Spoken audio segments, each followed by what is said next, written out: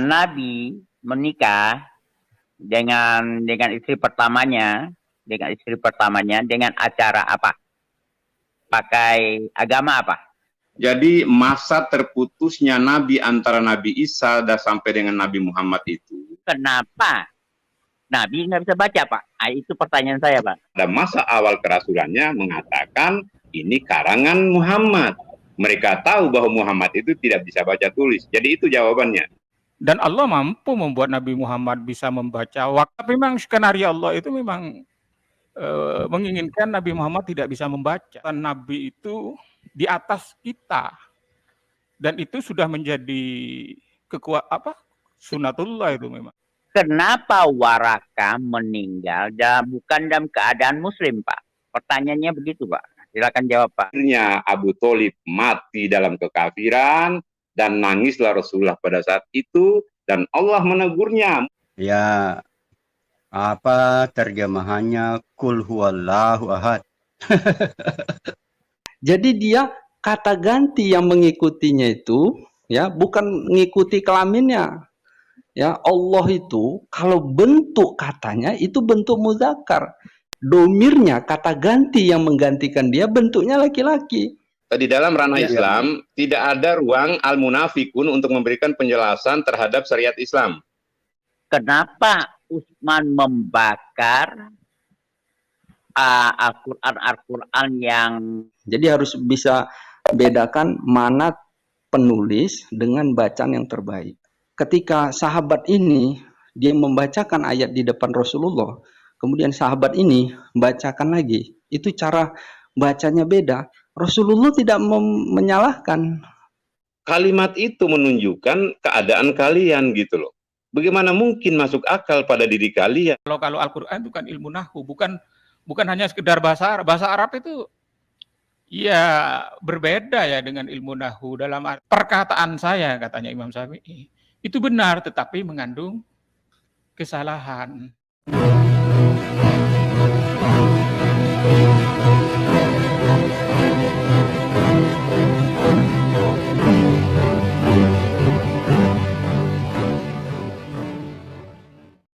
Assalamualaikum warahmatullahi wabarakatuh. Innal hamda wa syukran lillah nahmaduhu wa nasta'inuhu wa nastaghfiruh wa na'udzubillahi min sururi anfusina wa min sayyiati a'malina may yahdihillahu fala mudhillalah wa may yudlil fala hadiyalah. Allahumma shalli wa sallim ala sayyidina Muhammadin wa ala alihi wa sahbihi ajmain, amma ba'du. Puji syukur kehadirat Allah Subhanahu wa taala karena kita masih diberikan waktu dan kesempatan berjumpa kembali melalui channel Salam Satu Akidah. Semoga kita semua dirahmati Allah dan diberi kekuatan serta keteguhan hati di dalam iman Islam untuk terus meningkatkan iman serta ketakwaan kita kepada Allah Subhanahu wa taala. Baiklah saudaraku semuanya, pada kesempatan kali ini saya akan menampilkan video yang cukup menarik ya. Yang mana di video ini ada dua orang Kristen yang bertanya hal-hal tentang ajaran Islam ya secara keseluruhan. Di antaranya ada Pak Mikir dan Bro John ya. Kemudian dari pihak Muslim ada Pak Syahrul, juga Pak Ustadz Isa, Pak Ustadz MD Nasution ya, dan juga ada akidah Islam serta ada juga di sini ikut Pak Ibnu Kalam ya. Nah, ada beberapa hal yang dipertanyakan oleh pihak Kristen yang tentunya mereka belum mengetahui secara jelas ya, yaitu yang pertama tentang pernikahan Nabi dengan istri beliau yang pertama ya, apakah sudah menggunakan hukum syariat Islam, kemudian kenapa Al-Quran dibakar oleh Khalifah Utsman, kemudian juga kenapa Warakah bin Naufal meninggalnya tidak di dalam iman Islam, kemudian juga bagaimana mungkin Allah Subhanahu wa taala tidak mengetahui bahwa Nabi Muhammad tersebut tidak bisa membaca ya ketika menerima wahyu yang pertama. Kemudian juga Pak Ibnu Kalam mempertanyakan tentang arti dari Qul huwallahu ahad ya. Dan bagaimana nanti penjelasan serta jawaban yang akan diberikan oleh narasumber atau ustaz-ustaz kita perihal pertanyaan yang diajukan tersebut. Dan tentunya ini menjadi suatu tanda baik ya bagi kita semuanya apabila ada umat Kristen yang mau bertanya dan mendengar penjelasan tentang Islam yang sebenarnya. Dan acara ini berlangsung di channelnya Aditya Taliang ya. Kita dukung channel Aditya Taliang ini untuk terus berkembang ya, ikut menyuarakan kebenaran Islam. Dan juga channel-channel Islam lainnya kita dukung untuk membenteng umat dari upaya pemurtadan serta penangkalan akidah umat Islam. Nah, langsung saja kita simak videonya. Selamat menyaksikan.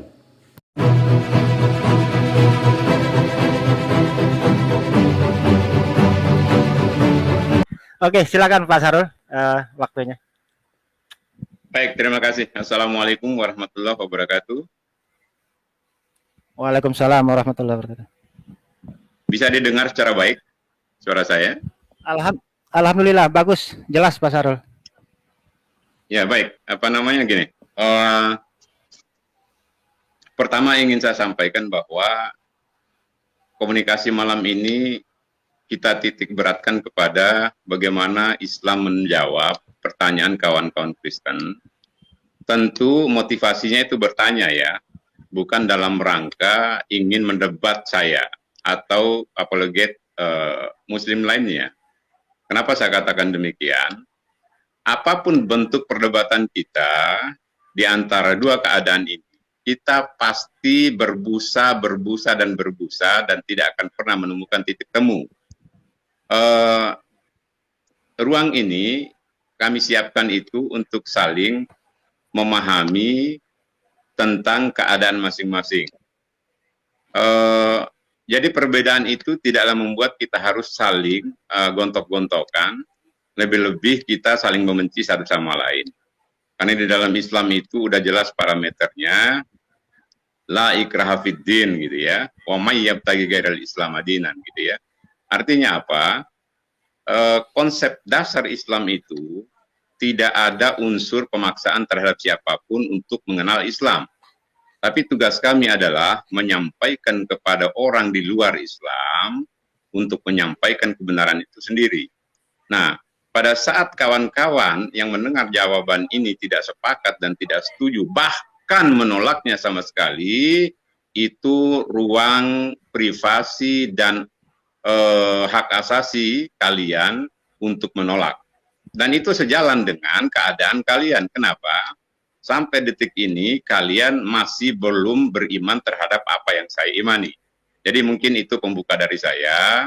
Pada esensinya apa yang saya sampaikan itu, lakukan saja komunikasi bahasa aktif dalam rangka untuk memahami satu sama lain. Nah, dalam konteks ini saya membatasi diri saya untuk tidak mengkomparasi kepada iman siapapun. Jadi kami malam ini hanya membuka ruang untuk memberikan informasi terbaik tentang Islam. Jadi begitu Pak Ustadz Adit ya, silakan. Oke, terima kasih Pak Sarul. Jadi begitu Pak Mikir ya, nanti ketika jenengan bertanya, artinya di sini kita itu tidak gontok-gontokan ya seperti biasanya ya.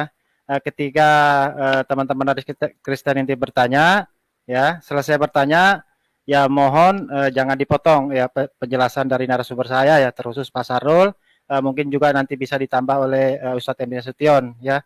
Jadi kita bangun diskusi ini sangat sehat sekali ya, karena memang selama ini kan kita berdiskusi itu dua arah ya, saling serang satu sama lain, dan pada akhirnya ada juga yang kena lapor ya. Seperti Pak Kace ya, dan kita juga harus banyak mengambil pelajaran dari kasus Pak Kace itu tadi ya. Jangan sampai kita itu berdebat sampai gontok-gontokan, akhirnya keluar kata-kata yang tidak semestinya, ujung-ujungnya kita kena jerat undang-undang penistaan agama dan undang-undang IT. Nah ini yang kita hindarin ya. Cukup Pak Kace aja lah yang sudah terlanjur ya, dan itu menjadi bahan pelajaran lah bagi kita ini. Oke, bisa kita mulai Pak Sarul ya. Mungkin saya kasih kesempatan kepada Pak Mikir ini. Oke. Silakan. Oke, silakan. Oke, Pak Mikir, begini Pak Mikir ya. Nggak, sekali lagi saya ulangi, mohon apa namanya aturan itu diterapkan betul-betul Bang ya. Jadi biasanya Bang Mikir ini kan kalau bertanya kemarin-kemarin kan suka motong di tengah jalan gitu loh. Jadi untuk kali ini silakan Anda bertanya ya, dan kami akan memberi ruang Anda seluas-luasnya. Tetapi mohon nanti ketika dijelaskan jangan dipotong. Oke, silakan Bang Mikir. Waktu Anda, Ya, Bang. Silakan. sebentar dulu ya. Saya sebelum bertanya, saya mau ini dulu. Sebentar. Saya paling benci orang itu kalau saya lagi ngomong, ya, mic saya di mute. Saya juga paling benci. Dan satu lagi saya paling benci, saya belum ngomong, udah diturunin. Itu benci juga saya. Saya benci juga. Dan terus kalau umpamanya kenapa saya motong, soalnya yang saya tanyakan dengan yang jawabannya nggak sinkron bahwa saya motong. Kalau nggak bakalan saya motong. Itu nggak tahu saya kan. Kenapa saya motong? Oke. Ya, yang itu jangan dilakuin lagi, Dit. Aku pusing itu, Dit. Kalau mau suruh saya turun, bilang Bang Miki turun dulu ya. Pasti saya turun. Tenang aja. Ya. Jelas ya. Sebelumnya saya bertanya nih. Saya bertanya dari yang pertamanya dari Nabi. Nabi pertama kan menikah dengan istri pertamanya pakai acara apa? Satu aja itu dulu. Pendek pertanyaan saya. Pertanyaan saya pendek-pendek. Kalau bisa tolong jawab dengan pendek. Nggak bisa diulangi pertanyaannya Pak Mikir? Pertanyaan saya, Nabi menikah dengan istri pertamanya dengan acara apa? Pakai agama apa? Oh, pakai agama mana gitu Muhammad ya? banget. Ya, Bisa saya jawab? Nabi Muhammad menikah. Oke. Jadi gini, pertanyaannya itu bagus ya. Itu sering mengemuka pertanyaan itu. Tapi yang ingin saya sampaikan di sini harus kita pahami bersama ya. Jadi kawan-kawan di luar Islam jangan tersinggung ya. Jarak antara Nabi Muhammad dengan Nabi Isa itu kan kurang lebih 600 tahun ya. Gitu ya, kurang lebih ya. Yes. Ya. Jadi kurang lebih 600 tahun ya jaraknya itu ya. Jadi ada keterangan di dalam Al-Quran itu Pak. Di dalam surat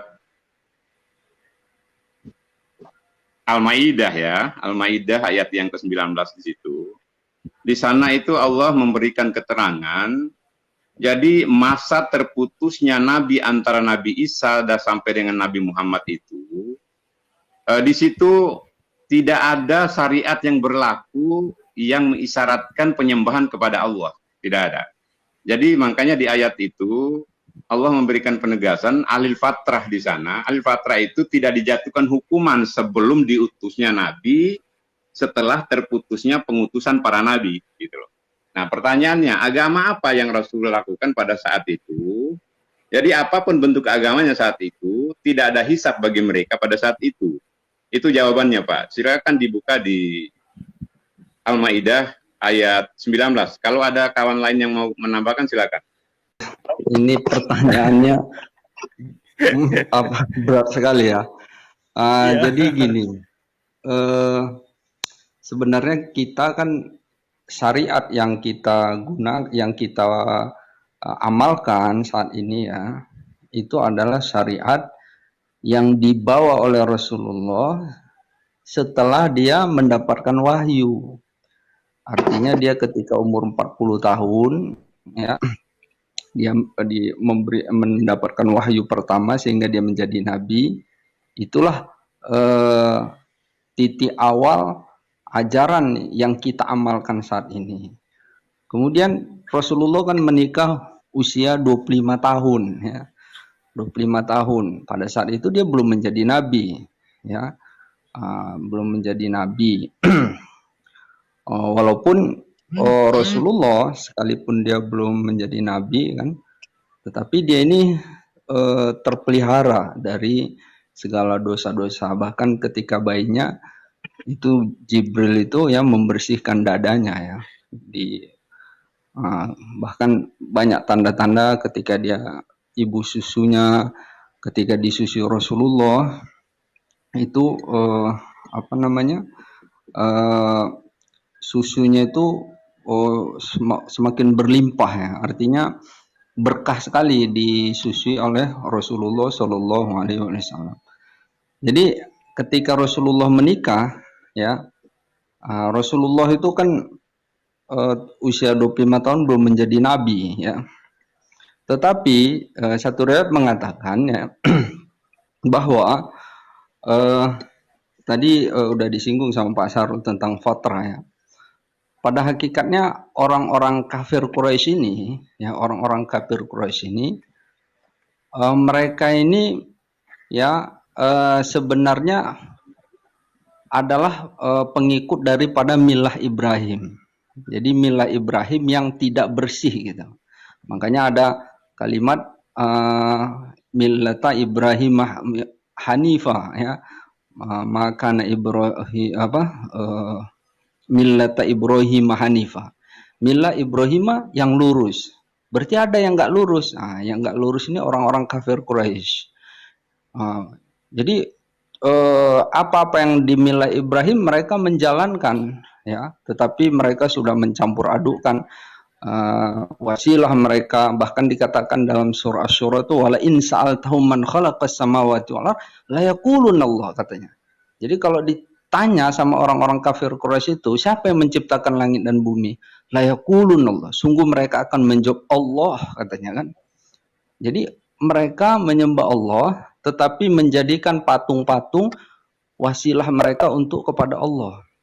Ya, pada hakikatnya mereka itu patung-patung yang mereka buat itu ya, bukan mereka menyembah patung ya, tetapi patung itu menjadi jalan mereka atau wasilah mereka untuk kepada Allah ya. Mereka banyak membuat patung-patung. Inilah yang dikatakan jahiliyah ya, zaman kebodohan. Jadi apa yang ada di milah Ibrahim contohnya ya, mereka khitan ya.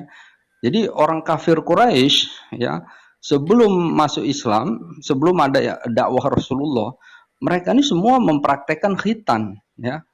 Makanya nggak ada ceritanya bahwa sahabat yang masuk Islam itu mereka berkhitan, nggak ada diceritakan Umar bin Khattab masuk Islam khitan. Kenapa? Karena mereka sudah khitan semua ya, khitan semua. Bahkan ketika Raja Heraklius itu dia bermimpi bahwa orang yang akan mengambil tahtanya itu adalah Raja Khitan katanya kan. Dia tanya sama penggawa-penggawanya nih, saya bermimpi katanya bahwa orang yang mengambil tahtaku ini adalah Raja Khitan. Siapakah yang Khitan? Jadi yang Khitan itu orang Yahudi katanya kan.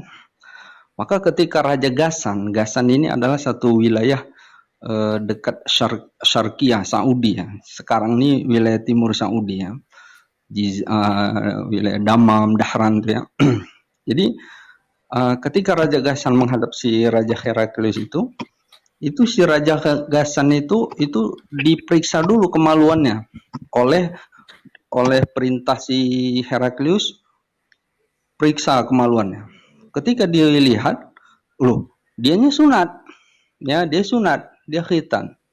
Maka dia tanya, kenapa kamu khitan? Katanya kan, memang kami semua itu melakukan khitan. Artinya orang Arab itu semuanya khitan. Sebelum Islam datang pun mereka khitan. Karena mereka mengikuti milah Ibrahim. Jadi mengikuti ajak milah Ibrahim. Tetapi milah Ibrahim mereka ini sudah bercampur dengan hal-hal yang syirik ya. Bahkan di Ka'bah itu ratusan berhala-berhala itu ya sebelum Islam. Makanya tuduhan orang-orang Kristen itu yang mengatakan bahwa orang Islam ini pagan, justru kedatangan Islam itu menghancurkan paganisme. Jadi yang dahulunya menyembah berhala itu dihancurkan semua, ya dihancurkan. Jadi paganisme ya itu disingkirkan. Makanya orang Yahudi dia mendukung ke Islam ini secara tauhid. Kenapa? Karena orang Yahudi sangat anti pagan, ya, dan Islam datang menghancurkan pagan. Jadi pagan kafir Quraisy itu dihancurkan semuanya. Semuanya dari kesyirikan. Bahkan dikatakan innallaha la yaghfiru ayyushraka bihi wa yaghfiru ma duna dzalika liman yasha. Sesungguhnya Allah tuh enggak mengampunkan dosa syirik. Ya, jadi dosa yang enggak diampunkan itu dosa syirik. Wa yaghfiru ma duna dzalika liman yasha. Dan Allah mengampunkan selain itu. Nah, jadi Rasulullah ya ketika dia sebelum Islam ya ketika Rasulullah menikah usia 25 tahun ya itu tidak menjadi saya pun nggak tahu kalau ditanya atau apa itu karena itu nggak penting karena kami sebagai umat Islam syariat titik awal dari yang kami ikuti dari Rasulullah adalah ketika dia menjadi nabi kami ya menjadi nabi kapan ketika dia usia 40 dia menerima wahyu. Kalau sebelum itu dia belum nabi, ya kami hanya mengikuti syariat teladannya, tetapi secara syariat kami nggak mengikuti. Ya, jadi sebelum itu belum Islam belum syariat itu belum ya istilahnya awal itu ketika dia menjadi nabi. Ya, mungkin Pak Sarul bisa menambahkan ya. Artinya gini. Titik awal kami mengikuti Rasulullah ketika dia menerima wahyu dari Allah pertama usia 40 itulah titik syariat kami. Sebelum itu enggak syariat tidak kita ikuti. Tetapi secara syariat teladan dia adalah junjungan kami. Oke, gitu aja mungkin dari saya. Mungkin ada yang nambahin. Oke, ya, jadi terima pada kasih prinsipnya, pada prinsipnya begini kawan-kawan yang Kristen ya, pertanyaannya bagus ya, ingin tahu ya. Dan kami pun jawabannya sama ya, siapapun Islam, Rasulullah itu menikah pada saat usia 25, itu Muhammad bin Abdullah, itu belum Rasulullah, jelas hanya Muhammad bin Abdullah ya. Nah, perkara apa syariat tempo itu belum diwariskan kepada kami ya, karena beliau belum diwahyukan Allah Al-Quran itu ya, artinya kami hanya merujuk terhadap di awal kewahyuan, di awal kenabian beliau. Disitulah pertanyaan bisa hadir. Sebelum beliau Rasulullah itu seperti tadi ya, di Al-Ma'idah ayat 19 itu, Allah itu tidak menentukan, tidak menjatuhkan hukuman terhadap manusia sebelum diutusnya Nabi. Karena ada masa utusan kala itu antara Nabi Isa dan Nabi Muhammad. Jadi gitu, itu konklusinya di situ. Oke, terima kasih Pak Sarul. Jadi sebentar dulu Pak Mikir, sabar dulu ya. Kita harus teratur ini, soalnya acara khusus ini ya. Kristen bertanya, Islam menjawab ya. Jadi kita tidak akan pernah bertanya tentang kekristenan. Oke, saya akan informasikan sekali lagi untuk teman-teman yang Kristen. Silakan bergabung ya. Nanti kalau kalian bergabung, nanti akan saya turunkan beberapa narasumber Islam ya. Ini karena ini kesempatan ini tidak tahu kapan lagi saya adakan ya. Soalnya ini edisi khusus. Hanya Kristen yang bertanya, Islam yang akan menjawab. Ya, gimana Pak Sarul? Gini, ada berapa total ruang nih? 6 orang total ruangnya. Ya, 6 orang. Ya. Daya tampungnya 6 orang dengan Mas Adit ya. Betul Pak Ustadz. Oke, artinya biar jadi gini, biar ada kolaborasi cara berpikir dan penyampaian ilmu. Ini kan kita lagi majelis taklim gitu ya, dalam rangka menjawab kawan-kawan Kristen terhadap apa yang mereka ingin tanyakan. Jadi saran saya, kawan-kawan Kristen naik 1, turun 1. Jadi jangan ada 2, satu-satu saja. Jadi biarkan Islam itu 3 yang berkolaborasi dalam menjawab pertanyaan kawan-kawan Kristen gitu Pak Adik. Oke, siap Ustadz. Oke, jadi itu tadi ya untuk teman-teman Kristen. Jadi jangan takut bergabung ya, karena kami tidak akan pernah menanyakan keyakinan Anda kami hanya akan memposisikan diri sebagai penjawab aja ya. Ini beda dari yang lainnya. Jadi silakan dimanfaatkan sebaik-baiknya. Oke, mungkin bisa dilanjut Bang Mikir, apa lagi yang mau ditanyakan sambil menunggu teman-teman kita Kristen yang lainnya bergabung. Oke, silakan Pak Mikir. Sebentar. Sebelum pertanyaan berikut. Obat tiap hari kayak begini, Ya, sebentar dulu Pak Mikir. Gimana Pak Sarul? Sebentar. Gini, Jadi buat kawan-kawan Kristen, saya sudah menyampaikan di awal, malam ini kami tidak dalam rangka ingin mengislamkan kalian, tidak sama sekali. Malam ini kami sama sekali tidak ingin mengcompare Al-Quran dengan kitab manapun. Kami hanya murni menjawab atas keinginan tahuan kalian terhadap keadaan Islam, ya. Dan saya minta kepada ustadz-ustadz di sini, bila pun kawan-kawan Kristen mengatakan, oh kok begitu jawabannya, jangan pernah menaikkan tensi dalam berintonasi. Cukuplah menjawab, itulah yang kami dapat berikan kepada kalian berdasarkan iman kami. Jadi gitu ya, satu. Dan yang berikut, jangan pernah memberikan satu satu gambaran bahwa kita itu tidak menerima fakta yang dianulir oleh kawan-kawan Kristen terhadap iman kita. Itu hak mereka. Jadi apapun bentuk sikap kawan-kawan Kristen terhadap jawaban Islam, di antara kita jangan pernah mengeluarkan kata-kata yang tidak patut. Ya. Yang berikut adalah jangan sampai ada terkesan kita terindikasi ngeroyok gitu ya. Jangankan 3 sekaligus berbicara menyerang penolakan kawan Kristen. 2 saja itu udah kategori keroyok. Ya, kalau yang lain bicara, minta waktu biar saya yang menjawab, Pak Sarul diam, biar saya yang menyampaikan, dan seterusnya dan seterusnya. Begitulah pola kita. Kita tunjukkan bahwa kita itu adalah umat yang sangat menghargai siapapun, walaupun kita berbeda keyakinan dalam urusan akhirat. Jadi begitu Ustaz Adit, silakan. Oke, terima kasih Pak Sarul. Oke, jadi ya itu tadi ya aturan mainnya sudah ditambah oleh Pak Sarul ya, bahwasanya kalian hanya di sini sebatas bertanya ya. Nanti akan dijawab oleh Ustadz saya ya.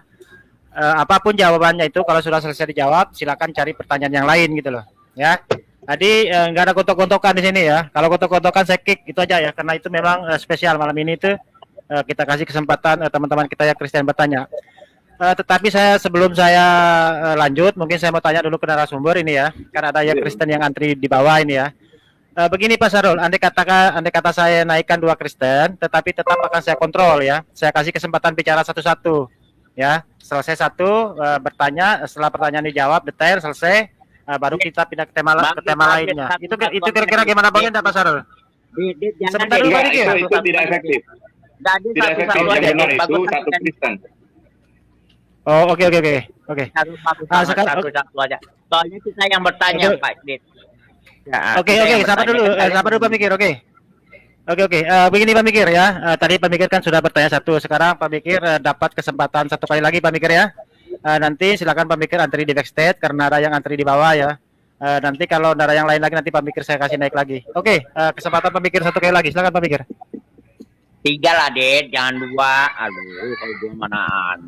Oh, yang gini aja sebentar ya. Dulu. Oke, sebentar. Saya tanya narasumber saya dulu. Bentar dulu. Ini bagaimana nawarin di Pak Sarul 2 katanya, mau tanya 2 lagi katanya. Bagaimana Pak Sarul?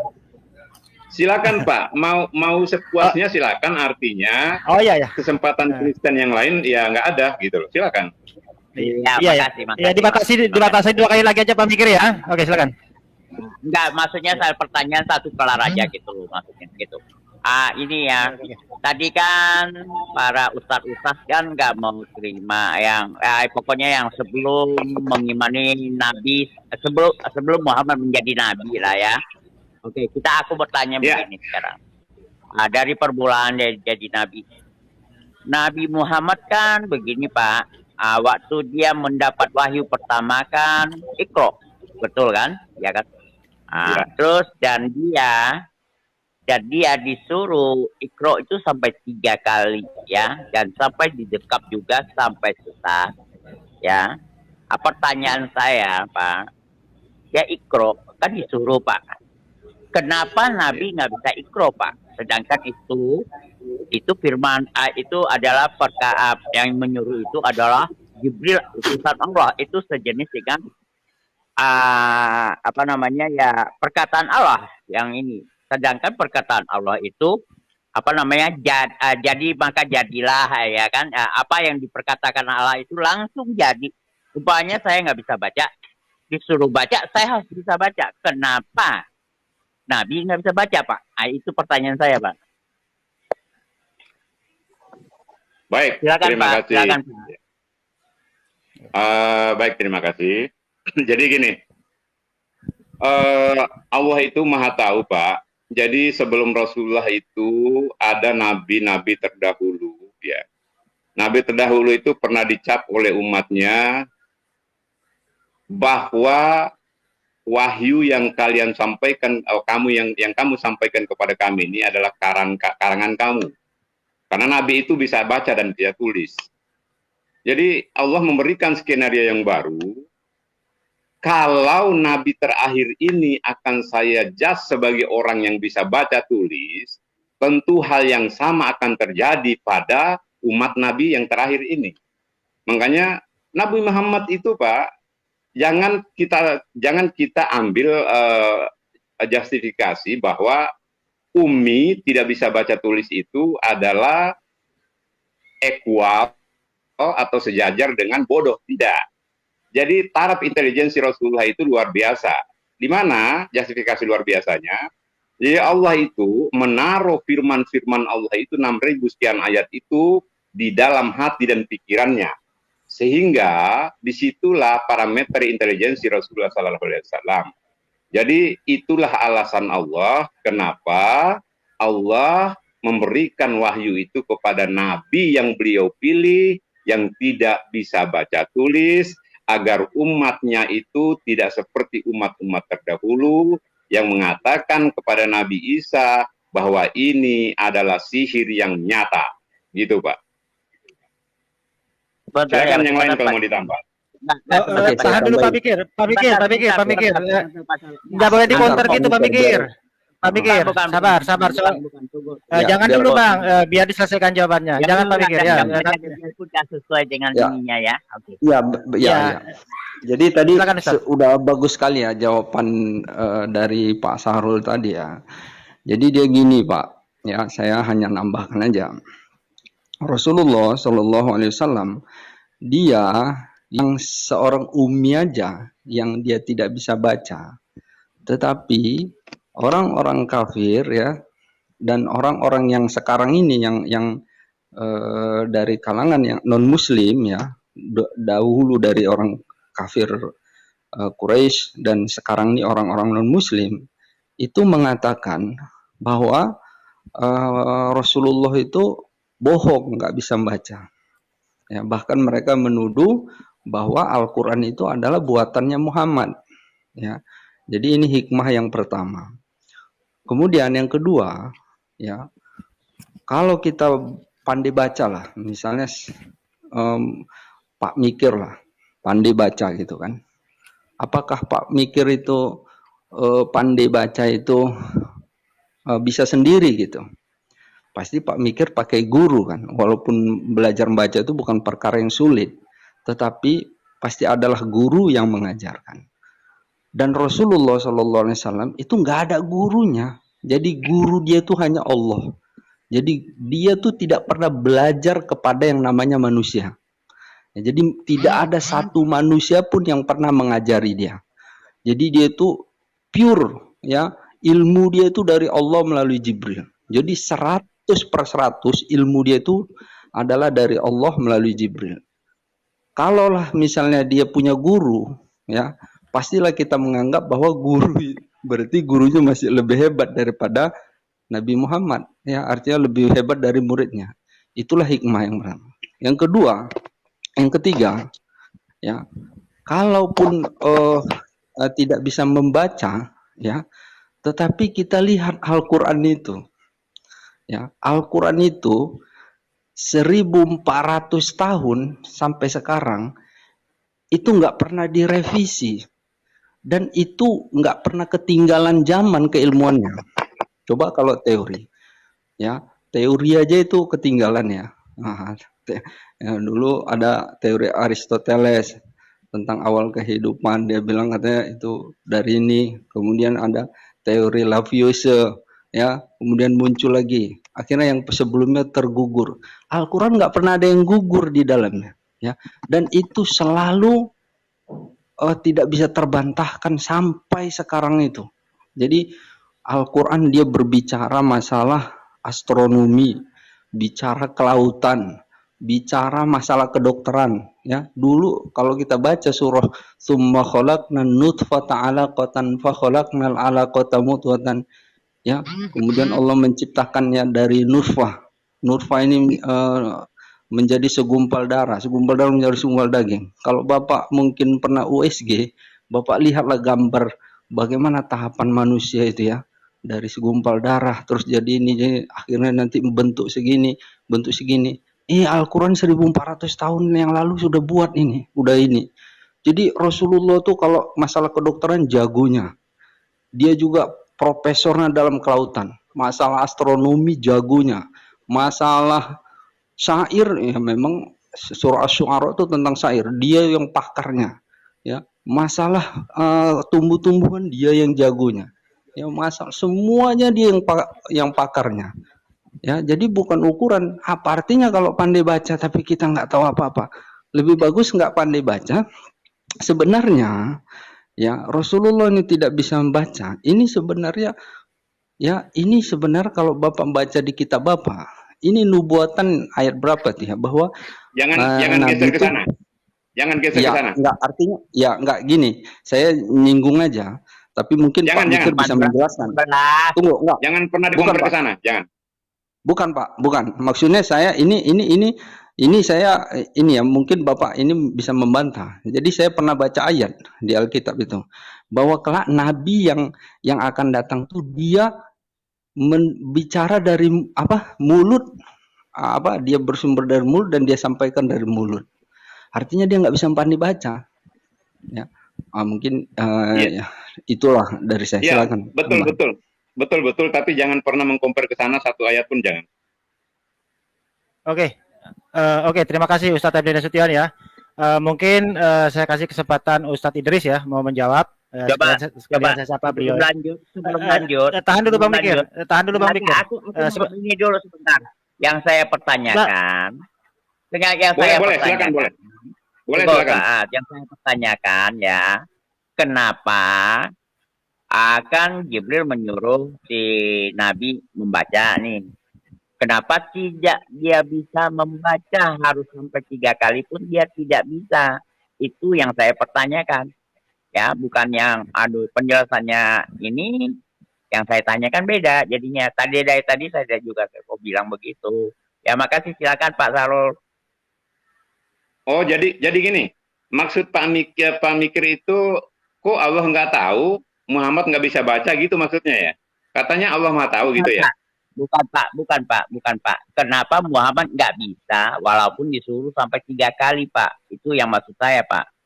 Bukan Muhammad apakah Allah tidak tahu? Bukan saya, pertanyaan saya. Iya. Oke, makasih saja, Pak. Sebetulnya sederhana, Pak, ya. Kita analoginya sederhana lah, ya, Pak, ya. Bapak bertanya kepada anak kecil yang tidak bisa baca, gitu. Ya sama, kok Bapak suruh nanya sih Bapak kok suruh nanya sih, suruh baca sih anak kecil nggak bisa baca? Ya kayak gitu, Pak. Saya juga akan bertanya kepada Bapak, kenapa Bapak suruh baca anak yang nggak bisa baca, gitu loh. Kan itu kan maksudnya, Pak, ya? Benar, Pak Syarul, tapi ini Allah, Pak. Kalau Allah menyuruh apa aja kan jadi, Pak.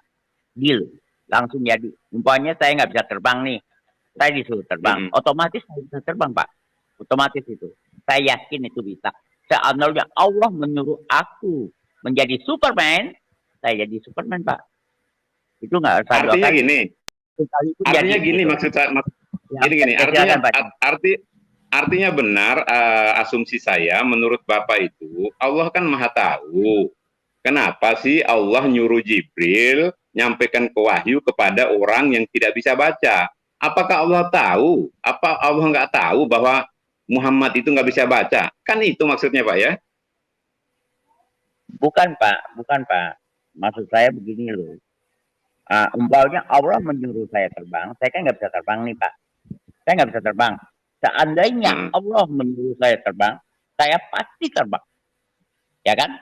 Benar nggak Pak? Padahal, Oh, jadi gini Pak. ini kan Jadi Muhammad gini. disuruh baca, Pak. Ya, silakan Pak, silakan Pak. Iya, jadi gini. Jadi gini, kalau itu kan bicara kehendak Allah, Pak. Kan gitu, Pak. Jika saja Allah menghendaki Rasulullah pada saat awal bisa membaca tanpa belajar, sangat bisa, Pak. Tapi Allah tidak memberikan mukjizat itu. Kenapa? Alasannya seperti yang saya bilang tadi. Para nabi terdahulu itu, umat Israel menolak Isa, menolak Nabi Muhammad dan Nabi Musa itu apa sih? Karena tidak percaya bahwa Nabi Musa itu mengarang kitab. Ini bukan dari Allah, ini tulisan kamu. Sampai kepada Nabi Isa seperti itu. Isa, makanya di surat apa itu ya, bagaimana Nabi Isa itu ditolak oleh Bani Israel kala itu. Makanya pada saat Nabi Isa bertanya, siapakah yang akan menolong agama ini? Dijawablah Hawariyun gitu loh. Kamilah orang-orang yang akan menolong agama ini, dan kami termasuk orang-orang yang berserah diri kepada Allah. Ya mereka Muslim, Pak. Jadi semua umat Nabi pada saat itu mengaku Muslim. Sebagaimana yang disebut di dalam Al-Imran 84 itu. Semua nabi itu mengaku muslim dan Allah tidak pernah membedakan di antara mereka karena mereka sama-sama manusia pilihan Allah yang menyampaikan wahyu Allah kepada masing-masing umatnya kala itu. Jadi konklusinya sederhana sebetulnya, seperti awal saya katakan tadi, jangan sampai hal terjadi kepada nabi-nabi sebelumnya, kepada Nabi Muhammad akan berucap juga umatnya itu, Muhammad pasti ini karangan kamu, ini tulisan kamu. Jadi tidak ada alasan lagi umat Rasulullah pada masa awal kerasulannya mengatakan ini karangan Muhammad. Mereka tahu bahwa Muhammad itu tidak bisa baca tulis. Jadi itu jawabannya. Oke, jadi begini. Oke, saya tambahin sedikit, sedikit aja. Oke, silakan Ustaz, silakan. Ya, jadi sebenarnya kan kalam Allah itu ya, kalam Allah itu tidak berhuruf, tidak bersuara ya. Maka kalau Allah menggunakan kalamnya, maka makhluk ini nggak paham ya. Maka Allah ya menggunakan kalam manusia. Ya, jadi ketika kalam Allah ya digunakan sebagaimana kalam manusia, ya Al-Quran itu adalah digunakan adalah yang berbahasa Arab. Inna anzalnahu Qur'anan Arabiyyan la'allakum ta'qilun. Sungguh kami menurunkan Al-Quran itu berbahasa Arab supaya kamu memahami, la'allakum ta'qilun. Kenapa? Kalau karena dia turun kepada bangsa Arab, digunakan bahasa yang dipahami bangsa itu. Ya, karena kalau Allah menggunakan kalamnya ini nggak paham, tapi digunakan bahasa yang diturunkan kepada bangsa itu Rasulullah diturunkan kepada bangsa Arab, makanya dia berbahasa Arab supaya kamu memahami. Maka ketika penggunaannya ya kita untuk misalnya kayak seperti Pak Mikir ya, makanya di dalam Islam, di dalam untuk memahami secara identifikasi secara jelas ya, kita harus makanya di dalam literatur Islam tuh dia harus ada belajar balaghah ya, kalam baligh ya, bayan ya, kemudian badi. Jadi kalam-kalam ini pengucapannya ya, sehingga kita nggak salah seperti kayak Pak Mikir, loh ini kok udah berarti dia nggak tahu kok ditanya lagi gitu kan. Maka dia harus pahami ini kalam apa ya, ini bentuk majaz ya, majaz mursal. Artinya ketika ini ada juga contoh misalnya wa idz qala Allahu ya Isa bin Maryam a anta qulta lin-nasi ittakhiduni wa ummiya ilahaini min dunillah kan. Nah, itu kalau kita lihat loh, ini kesannya ayatnya, dan terkala Allah berkata kepada Isa putra Maryam ya, a'anta qulta linnasi, apakah engkau wahai Isa ya mengatakan kamu tuh Tuhan ya, Tuhan selain aku dan ibumu. Ya. Nah, jadi kok kita lihat loh, Allah ini kok nanya seolah-olah Allah ini nggak tahu. Jadi pertanyaan ini bukan menunjukkan Allah tidak tahu, tetapi itulah yang berlaku di masyarakat. Kenapa kok masyarakat ini menuhankan kamu? Sehingga Allah ingin mengadili dia. Jadi bukan bentuk Allah nggak tahu. Ya. Nah, jadi seperti Jibril itu ada hikmahnya bahwa dia ketika mengatakan Iqra, bacalah. Ya, ma ana biqari, aku nggak bisa membaca, katanya kan. Kemudian diulangi lagi. Ini hikmah Jibril di dalam penekanan Iqra ini di sini mengandung pengajaran. Jadi bahwa orang Islam ketika kamu ingin memahami alam ini, maka bacalah. Jadi bacalah. Jadi baca di situ adalah makna yang sangat luas. Ya artinya bahwa kamu kalau mau ingin memahami, afala tatafakkarun, apakah engkau nggak berpikir? Artinya untuk tuntutan kita berpikir, kita harus Iqra. Ya, jadi di situ ada makna yang dimaksud itu sehingga sampai 3 kali. Ya, baru di situ dibimbing oleh Jibril alaihissalam. Jadi semuanya itu ada maknanya. Ya. Makanya kalau ingin memahami itu baca syarahannya, jangan kita menjadi pensarah. Ya. Nah, ini yang sering terjadi ya. Ketika padanan alat kita bukan orang bengkel, kita nggak ngerti mesin, ya, tapi kita bongkar-bongkar sendiri. Begitu juga yang banyak terjadi. Dia nggak menguasai ilmu-ilmu padanan di Al-Quran, ya. Terus dia memahami sendiri, ketawa-ketawa sendiri, lucu-lucu sendiri ya. Ini sebenarnya sudah bentuk hasil dari interpretasi dia ini, interpretasi yang sudah melecehkan Islam karena dia telah menjelaskan Islam dengan tanpa ilmu, sehingga hasilnya tanpa dia sadari telah mencoreng Islam itu sendiri. Ya silakan, mungkin mau tambahan. Maaf Pak Adit, punten bisa menambahin sedikit aja. Silakan Bang Muslim. Oke. Maaf ya Pak Ustadz Idris, Pak Nasution sama Pak Sahrul. Mungkin saya menyampaikan simple. Jadi Pak Mikir di surat Al-Alaq itu atau Iqra itu ada pesan sih Pak. Yang pentingnya itu pesannya. Kenapa Allah itu menyampaikan surat Al-Alaq atau Iqra itu suruh bacalah. Jadi pesannya gini.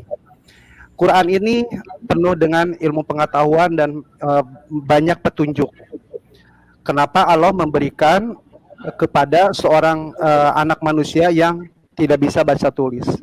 Itu di situ pesannya bahwa perkataan Nabi Muhammad itu adalah jelas-jelas dari Allah, bukan atas inisiatif atau karangan Nabi Muhammad. Itu sih pesannya. Jadi kita itu mesti harus berpikir kan kenapa dikemukakan suratnya itu harus bacalah. Nah, bacalah sendiri itu tuh luas. Di situ bisa kita kan kalau dalam membaca itu banyaklah, bukan pandangan saja tapi melihat ke alam ke langit atau ke alam yang luas ini juga istilahnya kita membaca. Kenapa ada bumi, kenapa ada langit, seperti itu sih. Jadi pesan di situ tuh bahwa Allah akan meyakinkan kepada manusia yang ada di muka bumi ini bahwa Nabi Muhammad itu adalah utusan Allah. Buktinya apa? Seorang manusia yang tidak baca tulis tapi bisa menyampaikan firman Allah ke seluruh manusia. Pesan sih Pak. Makasih Pak. Mungkin saya sendiri itu silakan. Terima kasih. Oke, sebelum saya ke Pak Mikir, soalnya Noper turun di bawah tadi ya. Mungkin Ustadz Idris mau ditambahkan sedikit Idris sebelum saya kasih ke Pak Mikir lagi ini. Silakan semua Ustadz bisa memberikan jawabannya. Tentu jawaban bukan asumsi ya, jawabannya itu berdasarkan syariat ya. Silakan. Silakan Ustadz Idris. Iya. Assalamualaikum warahmatullahi wabarakatuh. Waalaikumsalam warahmatullahi wabarakatuh. Saya kira jawabannya singkat saja kalau pertanyaan yang nomor 2 itu begini. Ya memang pola pikir itu terbentuk itu dari apa yang pernah dia pelajari. Gitu. Orang itu akan membentuk pola pikir dari apa yang pernah dipelajari dan pernah dialami. Gitu. Siapapun orang. Artinya begini ya, kalau dari kita mungkin paham sekali memaknai kenapa kok ketika Jibril turun ke Rasulullah itu suruh baca Rasulullah tidak bisa spontanitas kan, kalau memang itu kan Tuhan mampu langsung spontanitas. Nah ini sebenarnya penjelasannya memang Allah kan sudah tahu bahwa di kemudian hari bahwa salah satu tantangan terbesar yang akan dihadapi oleh Nabi Muhammad itu adalah ketidakpercayaan atau tuduhan bahwa kitab Al-Quran itu karangan Muhammad, dan itu terbukti sekarang itu di dunia ya, di Eropa itu di mana-mana. Salah satu ya entah itu hanya cara untuk tidak menerima Islam atau memang ketidakpahaman, saya tidak tahu ya, tetapi salah satu cara untuk mematahkan kebenaran Islam itu kan dengan cara menuduh bahwa Al-Quran itu adalah karangan Muhammad kan, begitu kan. Nah Allah kan sudah tahu gitu loh, makanya diskenariokan sebuah cerita bahwa Jibril turun lalu menyuruh Nabi Muhammad membaca, ternyata Nabi Muhammad tidak bisa membaca. Dan Allah mampu membuat Nabi Muhammad bisa membaca waktu itu juga, atau sebelumnya kejadian itu, entah Nabi Muhammad melalui sekolah dulu atau bagaimana.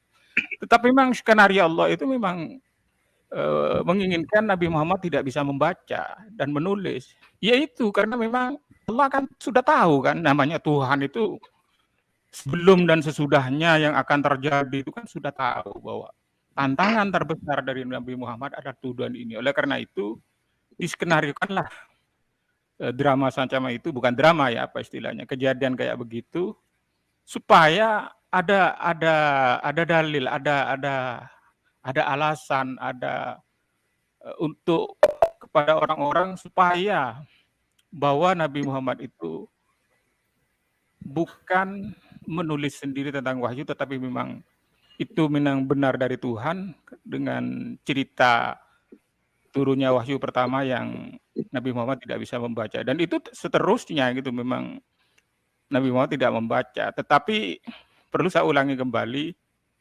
tidak semua orang yang tidak membaca itu bodoh gitu. Memang salah satu cara untuk orang pinter itu memang harus banyak baca gitu. Itu sunnatullahnya begitu, harus banyak sunnatullah. Tapi tidak semua orang yang tidak bisa membaca adalah bodoh gitu loh, tidak. Bodoh. Justru ini menunjukkan bahwa kecerdasan Nabi Muhammad, bahwa Nabi Muhammad bisa membuat hadis kata-kata yang yang masuk akal, bagus dan semacam, padahal dia tidak bisa apa-apa gitu loh. Dan bisa menghafal Al-Quran, padahal dia nggak bisa nulis, sehingga tulisannya bisa dibaca diulang-ulang.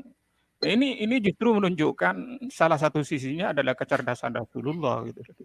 Bahkan kecerdasan Nabi itu tidak sama dengan kecerdasan kita gitu. Kecerdasan Nabi itu di atas kita, dan itu sudah menjadi sunnatullah itu memang. Jadi sepandai apapun kita itu nggak bisa untuk menyaingi Nabi, karena Nabi itu memang seorang yang memang diberi kelebihan oleh Allah dalam segala hal gitu loh, baik badannya, cara berpikirnya dan semacamnya. Jadi sebenarnya itu saja gitu loh, enggak bukan Allah itu enggak mampu, bukan, karena memang ya skenario-nya semacam itu gitu loh. Saya kira itu dulu ya biar tidak berkepanjangan.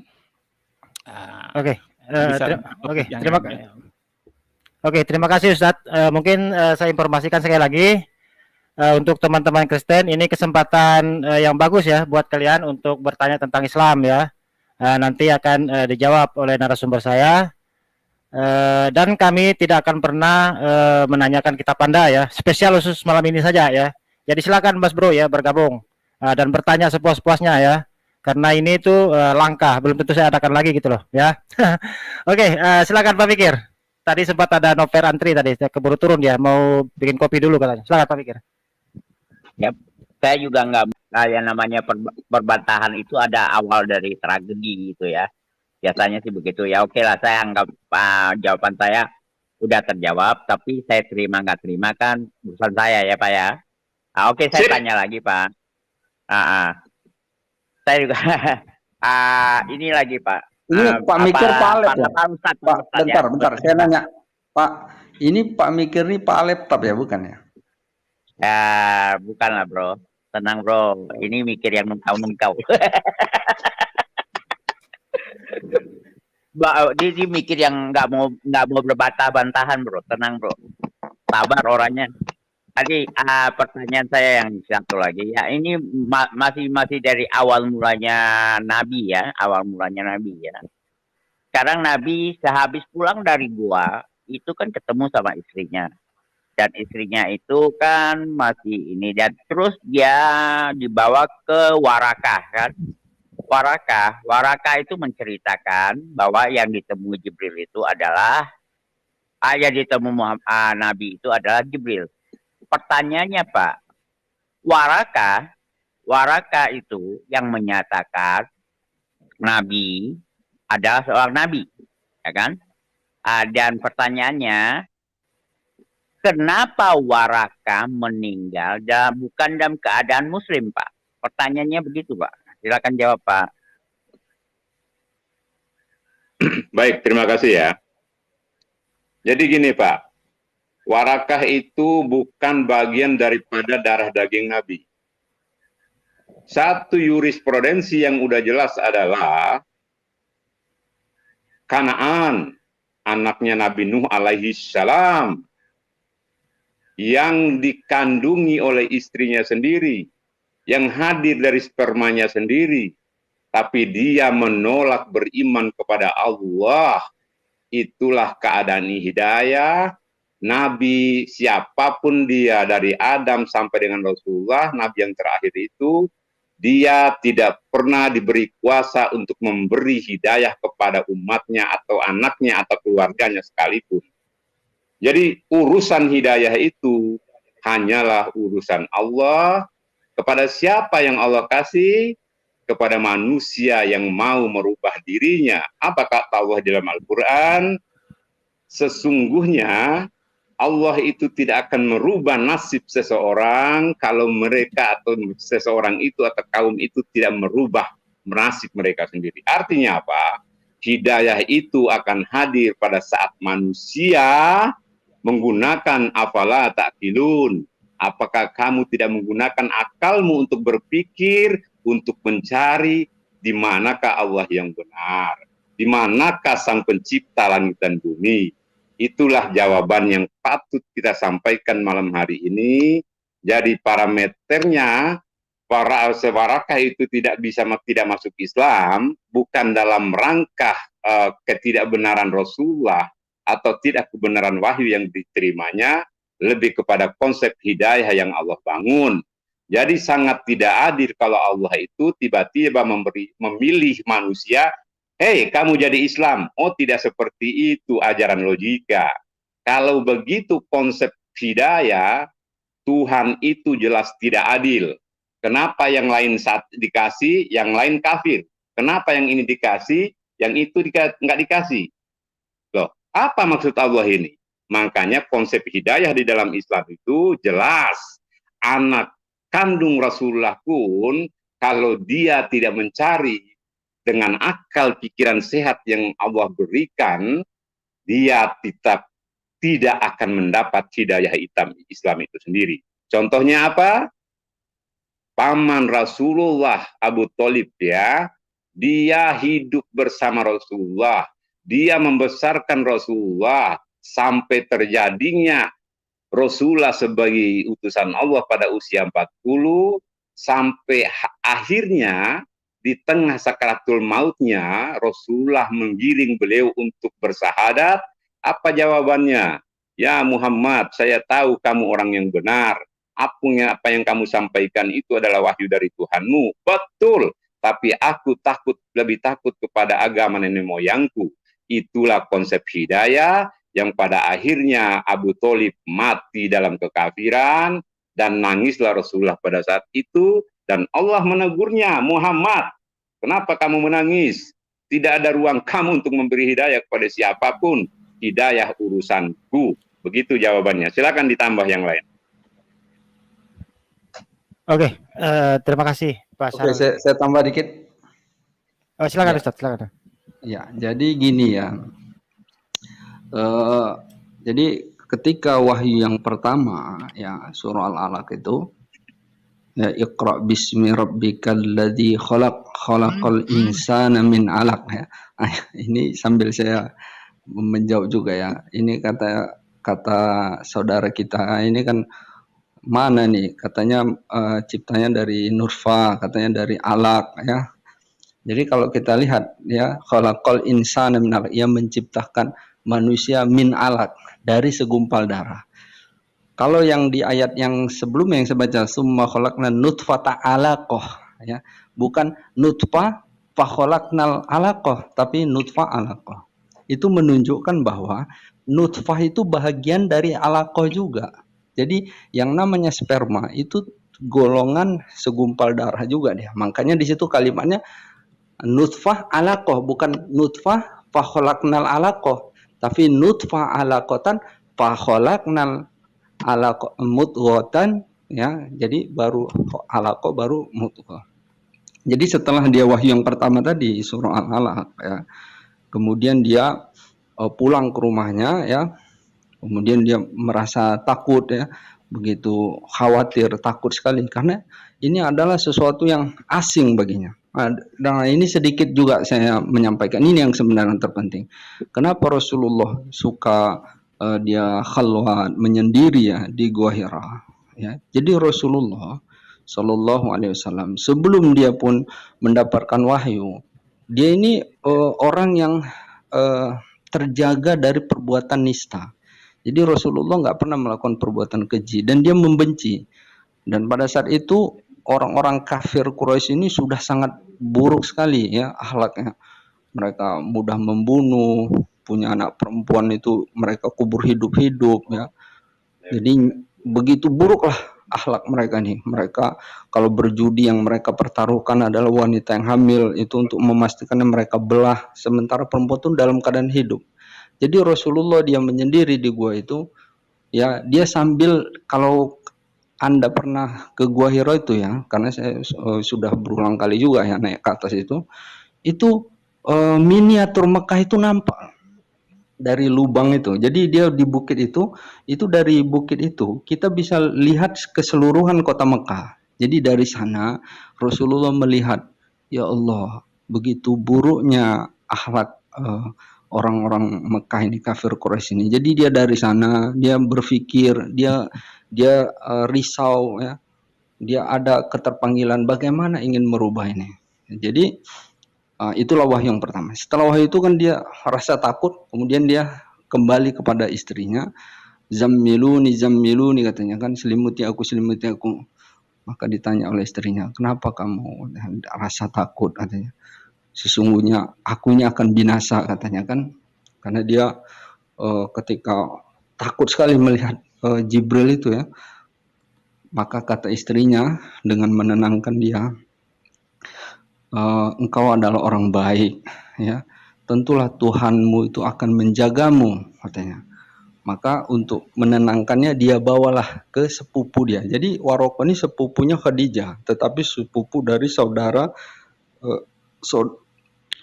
dari paman Khadijah yang paling tertua. Jadi dia si Waraqah ini adalah orang yang satu riwayat mengatakan dia Abrahamik ya, artinya dia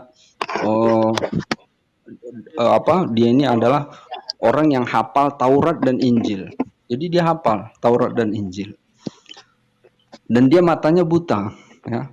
Maka ketika Rasulullah menceritakan apa yang dia alami, si Waraqah tahu hadza namus, ini adalah namus. Artinya ini apa yang dia ketahui tentang inilah yang terjadi pada Nabi Musa dan Nabi Isa. kelak kamu akan dimusuhi oleh kaummu. Itu kita langsung aja baca hadisnya. Itu hadisnya ada loh. Hadisnya bisa kamu akan dimusuhi oleh kaummu. Maka Rasulullah, saya akan dimusuhi oleh kaum saya ya? Maka kata Warokoh, seandainya saya hidup pada saat itu, aku akan menjadi pembelamu. Ya, itu dia bilang. Tetapi dia umurnya nggak panjang, makanya dia nggak Islam. Jadi dia tahun 610 Masehi, ya dia sudah meninggal.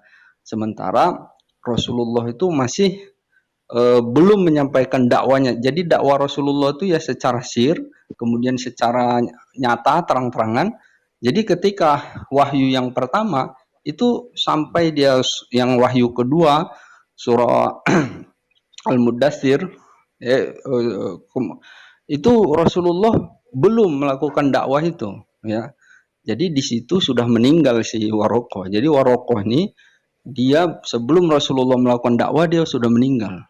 Karena Warokoh sendiri mengatakan, seandainya saya hidup pada saat itu, aku akan menjadi pembelamu. Tapi dia nggak panjang umurnya, karena memang dia sudah tua. Oke, mungkin ada yang bisa nambahin. Oke, terima kasih Ustadz. Mungkin ada yang mau ditambah oleh Ustadz Isa Idris sebelum saya ke Pak Ibnu Kalam. Sabar dulu Pak Ibnu Kalam ya. Oke, kayaknya. Oke, terima kasih. Jadi begini Pak Ibnu Kalam ya, kita kali ini sesinya agak berbeda dari yang lain Pak Ibnu Kalam ya, karena Pak Ibnu Kalam ini kan kita belum jelas agamanya apa ya. Jadi di sini Pak Ibnu Kalam itu hanya boleh bertanya saja Pak Ibnu Kalam ya, dan di sini kita juga tidak akan menanyakan keyakinan Pak Ibnu Kalam gitu loh. Ya, paham Pak Ibnu Kalam ya? Oke. Oke, sekarang saya kasih kesempatan Pak Ibnu Kalam ya bertanya. Nanti kalau udah bertanya, kalau dijawab Pak Ibnu Kalam diam dulu ya, Pak Ibnu Kalam ya. Begitu ya? Ya. Oke, silakan kesempatan Anda Pak Ibnu Kalam, silakan. Ya, apa terjemahannya Qul huwallahu ahad? Itu aja. Ya, itu saja. Ya, itu kan pertanyaan anak TK itu Pak Ibnu Kalam. Ya, Ya, ya, Qul apa Qul? Katakanlah. Qul, katakanlah. Ya, huwa, Ya. dia, Dia, seorang laki-laki. pertanyaan yang oh gitu pertanyaannya. Udah, oke Pak Ibnu Kalam. Nggak usah ketawa Pak Ibnu Kalam. Oke. Ya, Oke. mungkin itu aja Pak Ibnu Kalam pertanyaannya, ada lagi? Ya, secara tata bahasa kan katakanlah Allah seorang laki-laki. Ya, silakan dijelaskan, Pak. Oke, saya boleh jawab. Silakan. Nah, inilah Silakan. inilah sering terjadi kekeliruan kita ya tentang antara kalimat laki-laki dan perempuan ya, muzakkar dan muannas. Jadi kalimat muzakkar bentuk laki-laki dan bentuk perempuan itu bukan karena kelaminnya ya, bukan karena kelaminnya, tetapi bentuk katanya ya. Contoh misalnya anak saya Huzaifah namanya. Huzaifah ini itu kalau dari bentuk kalimatnya itu bentuk perempuan, muannas. Tapi itu nama laki-laki. Jadi dia kata ganti yang mengikutinya itu ya bukan mengikuti kelaminnya. Ya, Allah itu kalau bentuk katanya itu bentuk muzakkar. Jadi bukan kelaminnya di situ. Ya, contoh misalnya juga Zainab. Zainab itu seorang perempuan, tapi bentuk katanya itu bentuk laki-laki.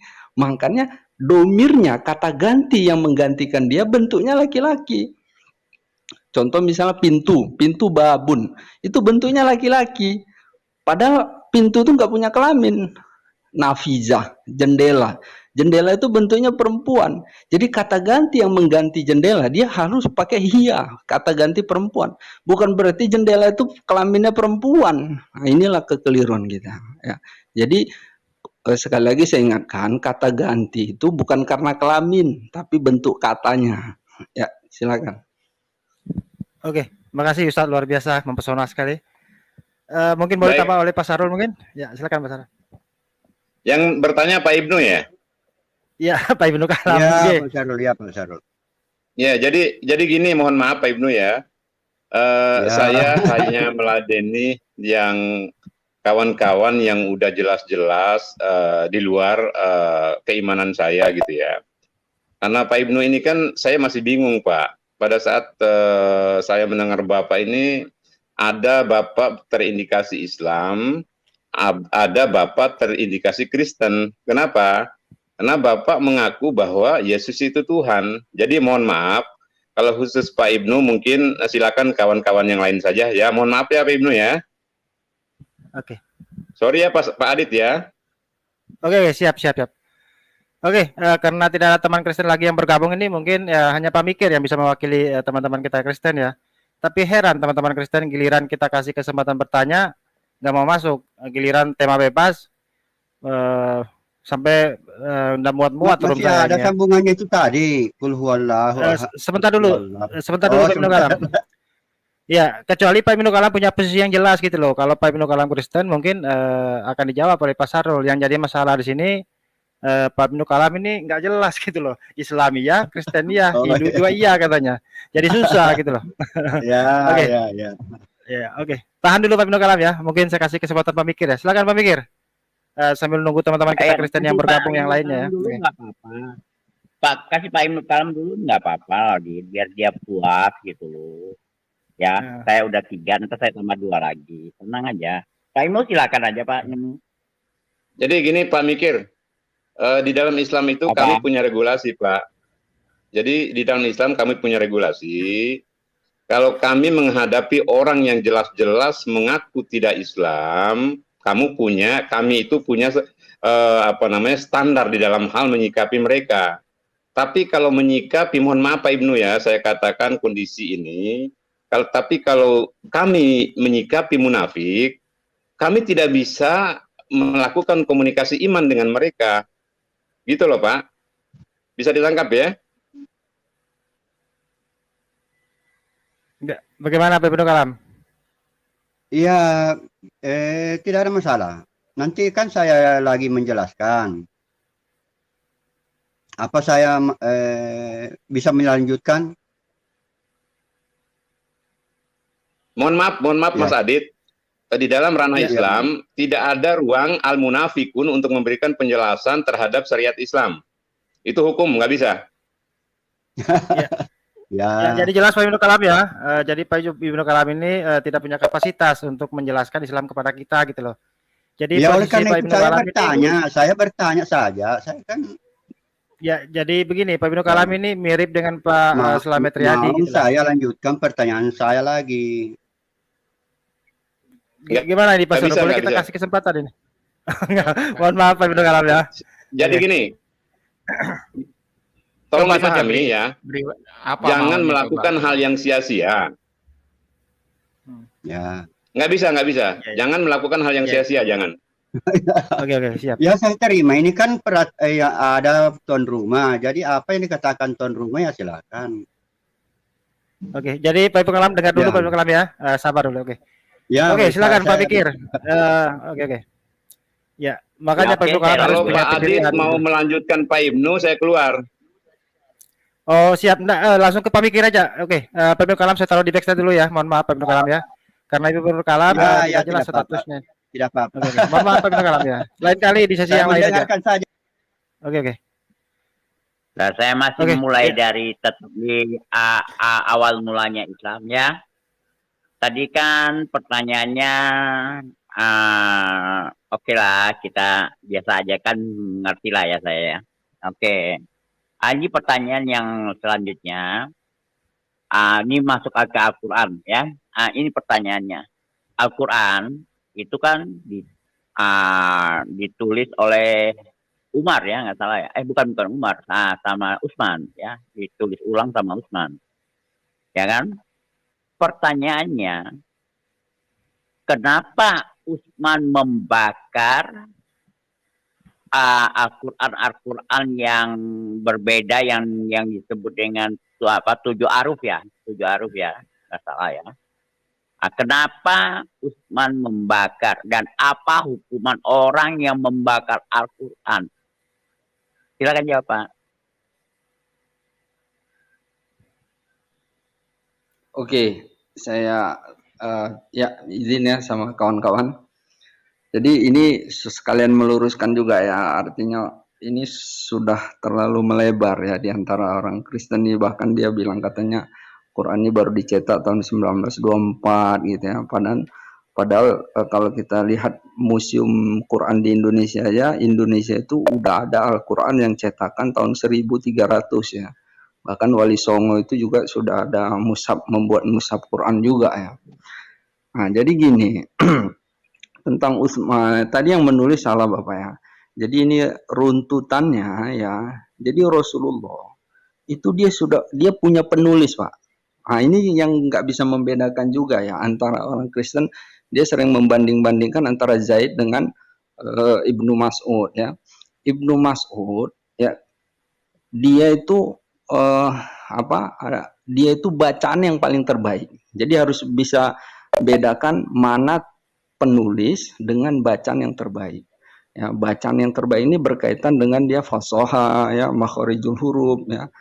Tapi kalau penulis itu adalah orang yang di masa Rasulullah, penulis atau kutab Rasulullah itu adalah namanya Zaid bin Thabit. Jadi di masa Rasulullah masih hidup aja, itu penulis Rasulullah, bahkan surat-surat Rasulullah juga itu yang menulis Zaid bin Thabit. Makanya Zaid bin Thabit inilah yang ditunjuk ya setelah wafat Rasulullah ya, berganti oleh Khalifah Abu Bakar ya. Khalifah Abu Bakar ini diusulkan oleh Umar ya, wahai Khalifah katanya kan, saya khawatir bahwa Al-Quran ini ya akan bisa hilang karena dahulu kita ini homogen, artinya umat pada saat itu kan hanya orang kafir Quraisy. Tetapi setelah Islam mulai melebar, itu banyak orang-orang yang dari luar orang Quraisy ya, yang masih lingkup Arab juga ya. Kemudian bahkan orang ajnabi, orang yang di luar bangsa Arab itu sudah menjadi Islam. Nah, jadi dia mengusulkan bahwa Al-Quran tuh harus ditulis, katanya kan, dibuat satu mushaf. Nah, maka Abu Bakar katakan, kalau kamu menyuruh saya memindahkan gunung, itu akan saya lakukan. Tetapi saya tidak akan melakukan apa yang tidak pernah dilakukan Rasulullah Sallallahu Alaihi Wasallam. Nah, kemudian setelah dipahamkan oleh Umar, akhirnya Abu Bakar menyetujui. Maka dibuatlah mushaf yang pertama, mushaf. Jadi siapa yang nulis?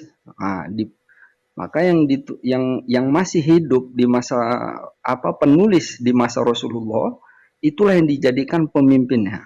Jadi dibuat tim ad hoc ya, yang mimpinnya Zaid bin Thabit, karena dia masa Rasulullah hidup aja dia jadi penulisnya, penulis risalah-risalah Rasulullah, bahkan bukan hanya Al-Quran, risalah surat-surat Rasulullah kepada raja-raja Romawi, Persia, itu si Zaid bin Thabit yang menulis.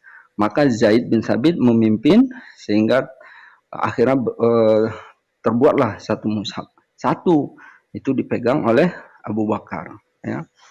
Nah, kemudian Abu Bakar yang menyimpannya adalah Asma, anak dia. Asma ya, kakak dari Aisyah. Nah, kemudian setelah wafat Abu Bakar berganti kepada Umar bin Khattab ya, maka Umar dia menyimpan ya satu yang dari Abu Bakar itu. Jadi dia simpan satu mushaf itu. Nah, dan yang menyimpannya adalah anaknya Huzaifah, Hafsah ya, anak Umar, Hafsah. Nah, maka ketika Umar berganti kepada Utsman ya ingin memperbanyak, artinya dia dari satu itu mau dia tulis lagi ya, maka dia meminta dari Hafsah, jadi catatan dari yang sudah ada dari Hafsah itu, maka dari dia diperbanyak menjadi 5 ya. Dari 5 ini dikirimlah ke Mekah 1 ya, kemudian ke Syam, ke Damaskus, ke Mesir ya, ke Irak. Nah, itulah lebih kurang ya. Satu lagi di Madinah kalau ya. Jadi Utsman ketika dia memperbanyak jadi 5 ini, dia hanya berpanduan dari yang dipegang Hafsah. Hafsah ini dari yang disimpan oleh Asma ya, dari Abu Bakar. Jadi kenapa Abu Bakar Utsman dia membakar catatan-catatan yang lain? Karena sahabat pada saat itu banyak mereka yang menyimpan catatan-catatan mereka dahulu ya, lembaran-lembaran mereka ya, itu disimpan, dan ketika dibacakan ada yang karena pengaruh ya daripada mahali. Jadi kalau istilahnya kalau di Indonesia ini ya, bahasa itu kan bahasa Indonesia ya. Tetapi kan orang Indonesia misalnya orang Betawi itu beda dia stylenya ngomongnya dengan orang bahasa Indonesianya orang Jawa Barat. Orang Jawa Barat beda sama orang Medan ya. Orang Medan ini kalau kata orang pakar bahasa inilah bahasa Indonesia yang paling benar nih yang dipraktekkan orang Medan katanya. Jadi itu kan beda. Jadi Arab itu secara mahali satu Mekah itu aja, makanya di dalam qiraat yang sekarang berlaku itu kan menggunakan hafaz ya, hampir semua kan. Tetapi kalau kita sholat ya, karena saya 5 tahun tinggal di sana ya, ada satu masjid itu masih mempraktekkan qiraat Ibnu Katsir, karena asalnya di sana seperti itu. Qiraat Ibnu Katsir ya dengan hafaz ya, dengan waros, ini hanya perbedaan di dalam pembacaan aja, tetapi secara mushaf sama ya, secara mushaf sama. Kalaupun misalnya ada perbedaan, itu ditinjau dari nahunya, itu tidak ada beda. Sebagai contoh, misalnya kalimat misalnya wahuzi ilaiki bijiz'in nakhlati tusaqit, kalau dia hafazkan dia cara baca tusaqit alaiki rutoban janiyah ya. Tapi kalau waros wahuzi ilaiki bijiz'in nakhlati tasaqot ya. Dia bukan tusaqit tapi tasaqot. Kalau ditinjau secara nahunya ya, ini sama aja gitu. Nah, sama, cuman kalau dia tusaqit ya, ini bentuk kata ya, apa namanya, dia tusaqit ini bentuknya dia ada reaksi kayak mana ya, misalnya gini ya, saya kayak apa ya menceritanya. Jadi gini ya, misalnya makan dengan memakan dengan memakankan gitu kan, beda nggak tuh? Memakan ini bentuk simpel, tapi memakankan ada ada tenaga yang ada usaha di dalam melakukannya itu ya, dia tidak simpel. Jadi seperti itu juga tusakit ya, dia bentuknya lebih simpel, tapi kalau tasakut ada tenaga yang lebih digunakan ketika melakukan aktivitas itu gitu. Tapi lebih kurang hampir sama, hanya seperti itu aja. Jadi perbedaan di dalam antara penulisan ya, misalnya pun waros ya dengan misalnya Ibnu Katsir, Hamzah, itu hanya masalah itu ya, tidak lebih dari itu. Artinya secara terjemahan pun itu masih seperti itu ya. Jadi ketika masa Utsman, kenapa dia bakar yang lainnya? Inilah jasa Utsman sebenarnya, sehingga kita bisa menikmatinya saat ini. Kita lihat bahwa di seluruh dunia itu seragam ya, walaupun misalnya qiraat itu kan ada 7 ya, 7, setiap satu guru ini dia ada 2 murid ya. Misalnya kayaknya Asim ini anak muridnya Hafaz, kemudian satu lagi Nafi ya. Ini Asim dengan Syu'bah. Ini ada beda-beda sedikit aja, cara bacanya beda, tetapi secara terjemahan ya, dia hanya perbedaannya lebih kepada kalimat yang ini bermakna simpel, yang satu lagi itu lebih bermakna ya tidak simpel. Artinya bahwa itu kalimat yang ada usaha lah. Kayak mana ya cara ngerjain? Jadi kalau kalau saya menjelaskan dalam bahasa Arab tuh misalnya dia ada sulasi mazid, ada yang mujarrad. Mujarrad ini simple, ya. Nah, jadi perbedaannya tuh hanya ini aja, nggak lebih gitu. Sebenarnya perbedaan penerjemahan di Alkitab, ini maaf Pak Sarul bukan nyinggung ya. Penerjemahan di perbedaan antara penerjemahan di Alkitab itu lebih, bahkan itu sampai udah berubah pemaknaan satu kalam itu ya, satu sentence itu ya, satu kalimat, satu kalam ya. Sebenarnya satu kalimat ini salah bahasanya. Satu kalimat itu satu kata. Artinya satu subjek predikatnya itu antara penerjemahan ini dengan penerjemahan ini itu bedanya udah lari kali ya. Dan itu ditulis lagi di penerjemahan sabda itu ya. Kalau yang ini gini cara menerjemahkannya. Kata-kata itu memang berubah. Dan kalau di Al-Qur'an hanya perbedaannya itu masalah nahu ya. Artinya kalaupun berbeda, yang satu simpel, satu lagi itu maknanya lebih ada sulasi mazid. Artinya ada aktivitas ya, ada sebab akibat ya. Seperti itu. Jadi dan itu pun secara mayoritas di seluruh dunia itu bacanya rata-rata hafaz. Inilah salah satu jasa Utsman ya, bahwa kalaulah seandainya kebijakan dia tidak terjadi itu boleh jadi memang agak beragam juga ini cara artinya bahwa kiroat yang secara mahalli, secara dialek itu yang agak berbeda. Makanya Rasulullah dalam hadisnya pun mengatakan ada sab'a ahrufin. Jadi ketika sahabat ini dia membacakan ayat di depan Rasulullah, kemudian sahabat ini bacakan lagi, itu cara bacanya beda. Rasulullah tidak menyalahkan. Kenapa? Karena wahyu yang turun itu bukan tulisan ya, seperti kayak tulisan buku yang sudah tertentu tulisannya gitu.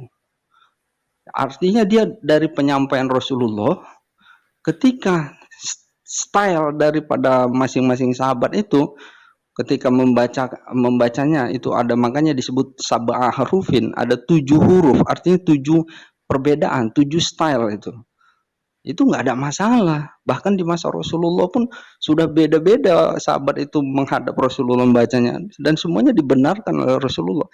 Tetapi yang intinya penerjemahan dari ayat itu nggak lari, nggak beda gitu ya, nggak beda.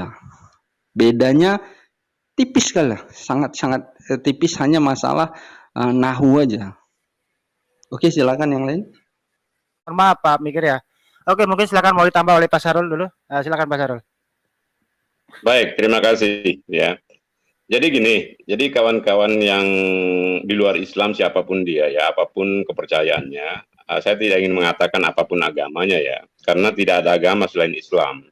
Dan itu fakta, di kitab suci manapun tidak ada yang namanya, bukan kitab suci ya, di kitab manapun tidak ada labelisasi atau materai yang dimateraikan oleh Tuhan. Agama itu apa? Hanya di kitab suci Al-Quran lah agama itu terbentuk dan termeteraikan secara baik gitu ya, yaitu inna dinna indalahil Islam wa may yabtaghi ghairal Islam adinan la ikraha fiddin, udah jelas di situ ya. Jadi pada yang disampaikan Pak Ustadz terdahulu itu cukup baik dan penjelasannya cukup detail gitu ya. Tapi kesimpulannya itu jelas ya. Justru kantor baliknya sederhana saja sebetulnya. Justifikasi kawan-kawan di luar Islam ini kan ada 7 mushaf Al-Quran yang diasumsikan 7 berbeda kan begitu ya. Selalu ya kami umat Islam ini ingin meminta bukti ya. Berikan 7 mushaf yang berbeda itu kepada kami agar kami bisa menganalisisnya lebih lanjut kan begitu. Tapi sejauh ini kan tidak ada kan begitu ya. Bahwasannya kondisi ini kan hanya semacam apa ya?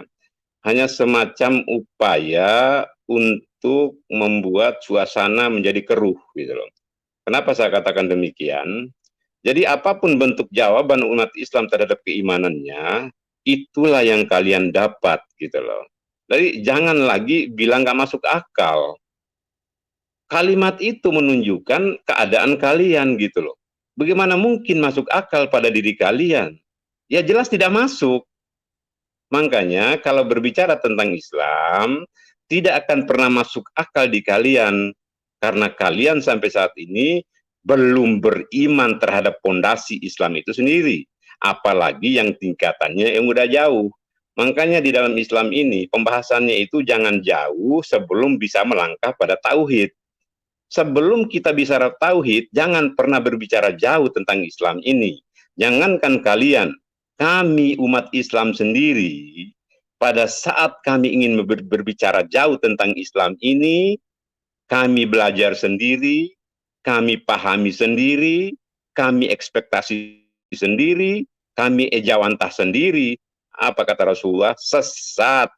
Sesat. Kami harus berguru. Siapa guru kami? Manusia yang punya kompetensi, manusia yang punya nasab sampai kepada zaman Rasulullah sana. Jadi berurut dan bertingkat keadaan bagaimana kami saat ini. Bukan ucuk-ucuk, belajar sendiri, pahami sendiri, laksanakan sendiri. Jelas tidak. Itulah dasar hukum kami yang tidak bisa dibantah oleh siapapun. Dan itulah jenis dari prinsipal sebuah agama atau sebuah ajaran yang tidak bisa terbantahkan. Makanya seperti yang kata Pak Ustadz terdahulu ya, sangat jelas ya penjelasannya itu tidak bisa kita mengada-ngada, melainkan pada sistem sejarah dan hadirnya konsep Islam itu sendiri. Lagi-lagi saya katakan, itu saja kunci sederhananya. Sebelum kalian bicara jauh, walaupun pada saat kami menjawab, kalian mengatakan tidak masuk akal, sah-sah saja, tidak ada yang salah dengan itu. Dan kami pun umat Islam tidak pernah merasa, kok nggak masuk akal sih sama kalian? Sama sekali tidak.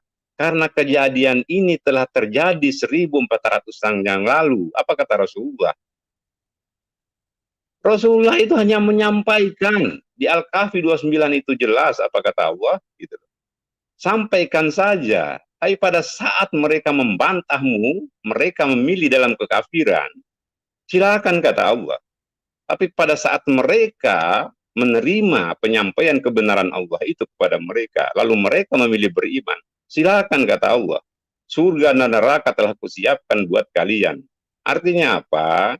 Otoritas beriman atau tidaknya ada pada manusia itu sendiri. Bukan Tuhan yang membuat kita beriman, tapi akal sehat kita lah yang membuat kita berpikir, afala ta'qilun. Itulah jawaban yang singkat dari saya. Silakan Pak Ustadz. Iya. Ya, silakan. Tapi kalau pertanyaannya tadi kan cuma hukumnya membakar Al-Quran, kalau tidak keliru gitu ya. Kalau tidak keliru.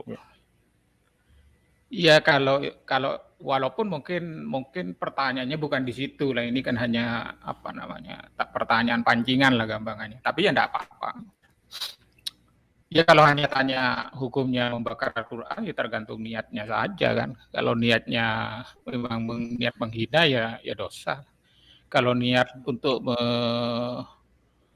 untuk supaya tidak terjadi fitnah, misalnya ada Al-Quran yang sudah kocar-kacir, kalau di zaman sekarang ya daripada nanti kena injak, kena apa, itu lalu dibakar. Tapi cara membakarnya itu kan ada caranya tertentu supaya. Dan pada waktu, kalau bertanya di waktu yang dulu, di zamannya Utsman ya, kenapa kok dibakar, itu bukan untuk menghilangkan jejak.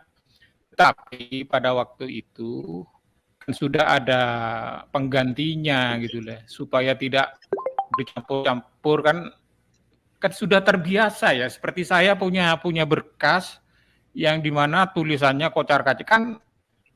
Mushaf yang dikumpulkan di zaman Abu Bakar itu kan masih masih tertulis di bermacam-macam media gitu loh. Iya. Bapak kurma. Supaya tidak kocar-kacir nanti malah salah susun dan macam-macamnya, maka dihilangkan itu dan diganti dengan tulisan yang sudah tersusun rapi. Dan itu sesuatu yang wajar lah. Sekarang saja ya begitu. Saya kalau sudah punya berkas, sudah disalin dengan rapi yang sudah jelek-jelek, tidak teratur, itu kan pasti dibuang gitu. Tidak ada unsur untuk menghilangkan jejak. Jangan-jangan ada ayat Al-Quran yang apa namanya disembunyikan. Faktanya sampai sekarang nggak ada orang merasa Al-Quran kurang lengkap atau kelebihan surat ini kok nggak ada lah seperti itu. Terus tentang masalah perbedaan bacaan itu juga begitu. Karena kenapa kok Al-Quran kok tidak dijadikan satu logat lah misalnya. Itu sesuatu yang tidak bisa dihindari karena memang di daerah Madinah dan sekitarnya itu memang banyak suku, di mana suku itu mempunyai logat yang berbeda-beda lah, sama dengan di Jakarta dan sekitarnya kan ada Sunda, ada Betawi, mungkin ada Jawa dan semacamnya. Nggak bisa dihindari, di mana setiap suku itu mempunyai dialek-dialek yang beda, dan orang itu biasanya lidah orang di tiap suku atau itu mempunyai kelenturan masing-masing gitu loh. Contoh orang Jawa saja itu kalau bilang Z itu nggak lentur lidahnya, maunya larinya ke J saja gitu. Seperti larinya ke J saja gitu loh. Jadi kalau bilang Muzammil itu agak susah, ya Mujammil gitu loh. Nah, supaya tidak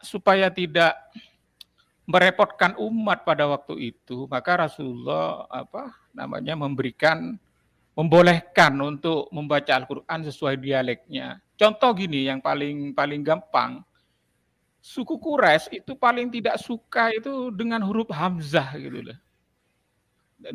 Sedangkan suku Bani Tamim itu paling suka dengan ya gitu loh.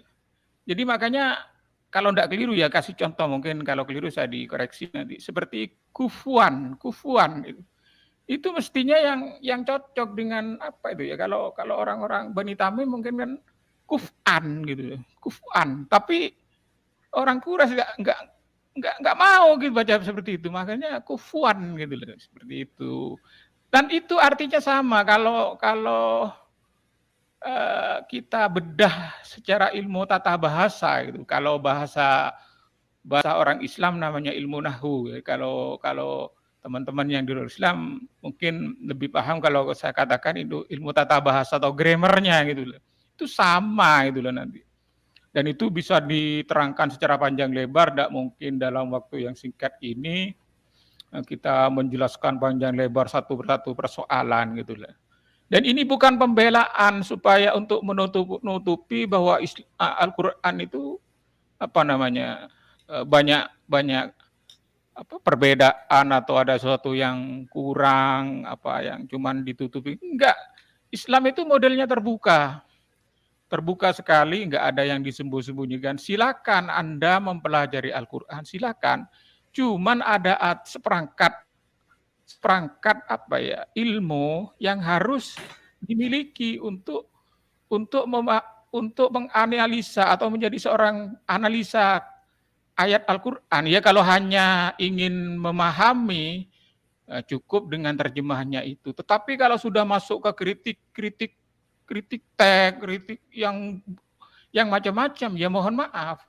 Makanya sering terjadi ya ketika teman-teman di luar Islam itu ingin mengkritik ayat Al-Quran, itu sering menanyakan apa Anda sudah memahami seperangkat alat untuk memahami ayat-ayat Al-Quran.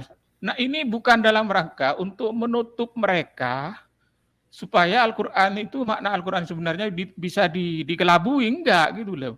Memang harus begitu kalau sudah masuk kepada yang ingin menganalisa, ingin mengkritik, wah ini benar apa enggak. Nah itu harus ada ilmunya. Tapi kalau hanya kalau hanya ingin memahami, sekedar memahami apa maksud ayat ini, ya cukup terjemahan saja gitu loh.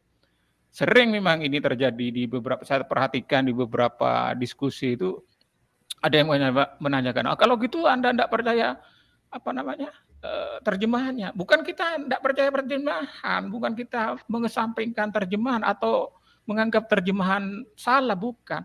Tetapi Anda sendiri itu sudah memasuki hal-hal yang ingin apa namanya membahas Al-Quran secara lebih mendalam, menganalisa gitu loh, mengkritik. Nah ini harus apa namanya, harus tahu ilmunya gitu loh. Jadi harus tahu tata bahasa nahwu lah. Kalau Al-Quran itu kan ilmu nahwu, bukan hanya sekedar bahasa Arab. Bahasa Arab itu ya berbeda ya dengan ilmu nahwu, dalam arti ilmu nahwu itu lebih teliti gitu, lebih ada sastranya yang lebih dalam daripada bahasa. Kalau bahasa Arab itu kan bahasa Arab yang sekarang dipakai di negara-negara Arab yang itu kan hanya sekedar bahasa Arab yang untuk sekedar ngomong. Tapi kalau bahasa nahwu itu beda gitu loh. Jadi ada tatanan bahasa yang dipelihara secara ada struktur-struktur yang lebih dalam harus untuk mempelajari itu gitu loh.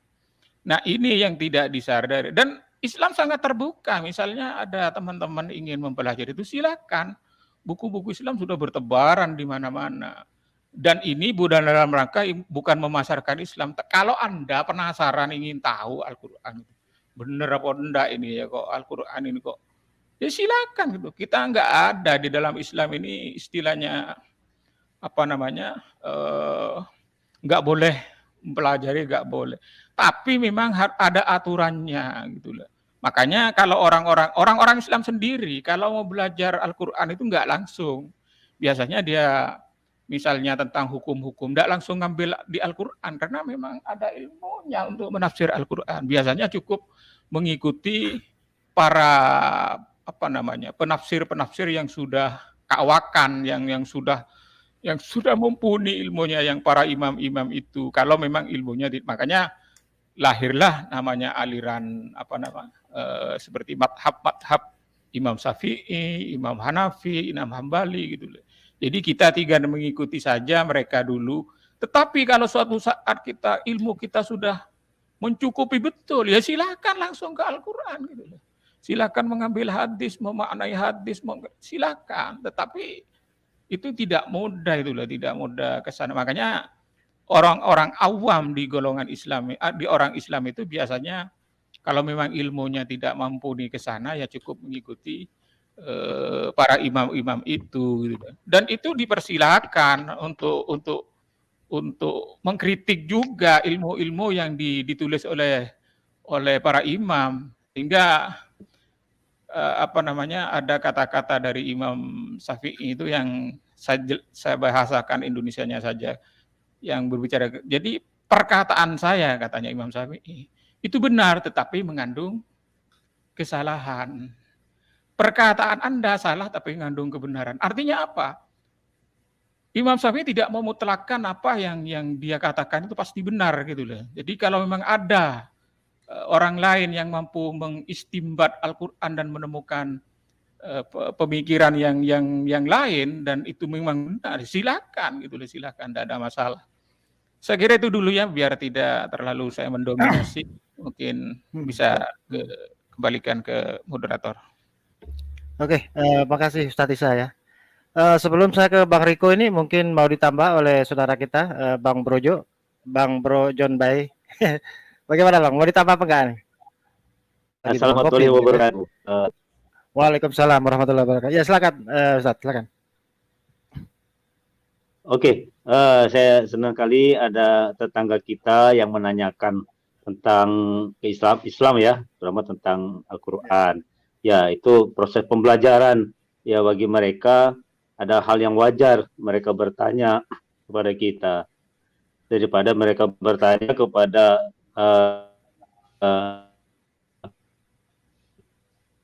Murtadin, orang-orang yang tidak memahami ataupun yang tidak murtadin. Lebih baik bertanya kepada memang yang tempatnya di sini gitu ya. Nah, jadi saya hanya menambahkan sedikit saja nih.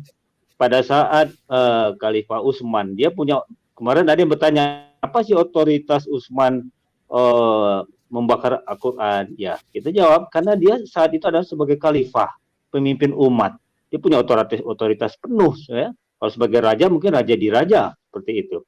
Nah, apa alasannya tadi sudah disampaikan oleh teman-teman saya. Saya tambahkan lagi, bahwasanya pada saat dilakukan pembakaran itu, sebelumnya itu mereka, Khalifah Umar telah mengundang, memanggil semua para juru tulis dan dari beberapa daerah, ya dari beberapa bagian ya, yang di bawah kekuasaan Khalifah berkumpul untuk membahas, menyamakan bacaannya. Setelah itu baru dibuat tulis lagi, kemudian sisa-sisanya baru dibakar. Dan tidak ada satupun umat Islam yang pada saat itu yang mencegahnya atau yang tidak, yang protes gitu ya. Semua mengikuti gitu. Bahkan Ali bin Abi Thalib pun sebagai khalifah yang keempat mengatakan, kalau tidak Utsman melakukan itu, mungkin aku yang akan melakukannya, sampai begitu. Dan kata-kata Ali itu tercatat sampai sekarang. Dan semua perkataan-perkataan khalifah, juga perkataan Nabi, itu tercatat. Banyak buku-buku di rujukan Islam itu banyak sekali, paling banyak. Nah, makanya hadis-hadis itu, kalau Rasul dari sahabat sampai ujungnya, sampai ke Rasulullah, sampai 4 sampai 7 sahabat yang menyampaikannya itu, atau sanadnya itu jelas tercatat.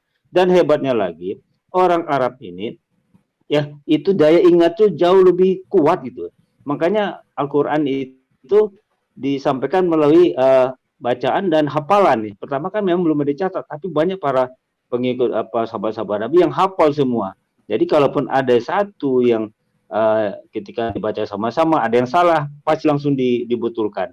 Nah, itulah sebabnya dilakukan penyamaan ya, sesuai dengan perkembangan juga, karena Islam itu kan, Quran itu akan disebarkan ke seluruh dunia, tidak hanya untuk lingkungan Arab. Jadi perlu ada semacam SOP atau standar baku. Nah, itulah Khalifah Utsman yang melaksanakannya. Dan Khalifah Utsman itu adalah menantu dari Rasulullah, ya, nggak mungkin, dan salah satu orang yang dijanjikan masuk surga, ya. Jadi kalaupun nggak dibakar, nah bagi umat Islam sekarang, kita punya Al-Quran, kadang sudah lama, ya, kadang terkoyak, ya, makan rayap atau apa.